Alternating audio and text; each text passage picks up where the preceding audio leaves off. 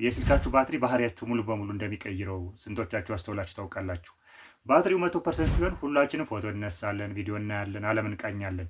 ነገር ግን ባትሪው ወደ 20% ዝቅ ሲል የተለያዩ ነገሮችን መቀነስ እንጀምራለን። 5% ሲደርስ ስልካችን ለማንም አንሰጥም። ነገር ግን ልክ 1% ላይ ሲደርስ ስልካችን ቻርጅ ለማድረግ ቻርጅ ፍለጋ እንሯሯጣለን። እዚህ ጋር የሚያስቀው ነገር ለአእምሯችን ከምናስበው በላይ ለስልካችን መጨነቃችን ነው። የስልካችሁ ባትሪ ሲወርድ ቻርጅ ለማድረግ እንደምንሮጥ ሁሉ ነገር ግን አእምሯችን ሲደክም አሁንም ስክሪን ማንሸራተት፣ ቪዲዮ ማየት፣ መረጃ ማገላበጥ እንቀጥላለን። ነገር ግን ለአእምሯችን ከሁሉ የተሻለ መፍትሄ የሚሆነው አጭር እረፍት ማድረግ ነው። ዛሬ እስኪ ለአእምሯችሁ የ10 ደቂቃ እረፍት ስጡት። ይህም ብድግ በሉ፣ ውሃ ጠጡ፣ አይናችሁን ከስክሪን ላይ በማንሳት ሌላ ቦታ ተመልከቱ። ከዛ በመቀጠል ደግሞ በረጅሙ ተንፍሱ።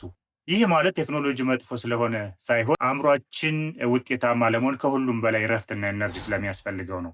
እስኪ እውነቱን ተናገሩ። የእናንተ ባትሪ 1% ሲገባ ምን ታደርጋላችሁ? ቻርጅ ታደርጋላችሁ ወይስ ፓወር ሴቭ ሞድ ታደርጋላችሁ ወይስ ችላ ትላላችሁ? ወይስ ደግሞ አንድ ለመጨረሻ ጊዜ ፎቶ እናንሳ ትላላችሁ? የእናንተን ባህሪ ኮሜንት ላይ አስቀምጡ።